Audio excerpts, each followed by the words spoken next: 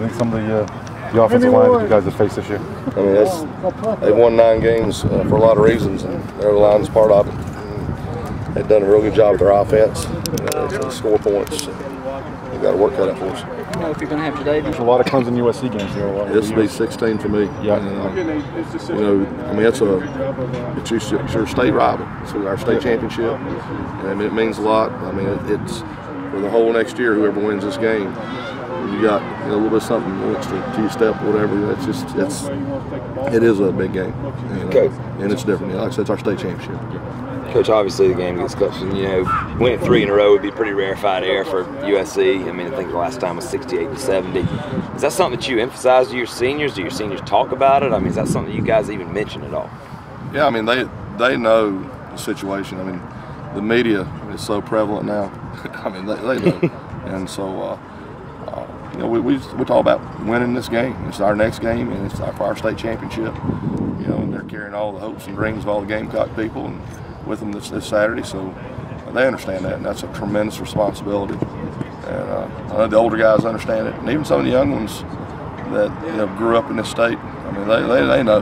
They've been around Clemson, Carolina for a long, long time, and so they understand. How about a guy like Travian, who's from North Carolina, may not be as familiar with the rivalry? Has he kind of grown into it? Do you see him kind of putting a little extra out there against Clemson, or do you see the same thing from Travian? I mean, you should play hard every game. Sure. And so, but no, he understands the rivalry. He's been a part of it now for 1 to 5 years. In fact, I think his recruiting decision came down between us and Clemson. So, yeah, he understands the rivalry and what's part of it. Coach, with Melvin Ingram, his senior day being this week, can you just talk about kind of how far he's come in a lot of ways since the day he got here? Yeah, I mean, when Melvin got here, he was a linebacker that still thought he might want to be a running back, and he really struggled mentally, learning our scheme. And part of that mental struggle, and he just kept growing, and making him a defensive lineman.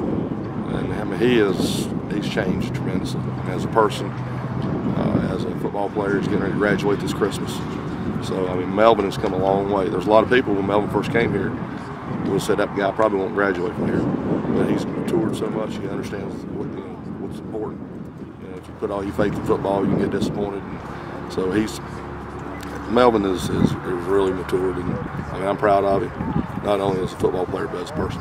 How much has he grown as a leader too? It seems like he's kind of blossomed into that. He has, because he's gained confidence. It's hard to be a leader if you don't have confidence in your ability, and he does, and he's got a great personality anyway.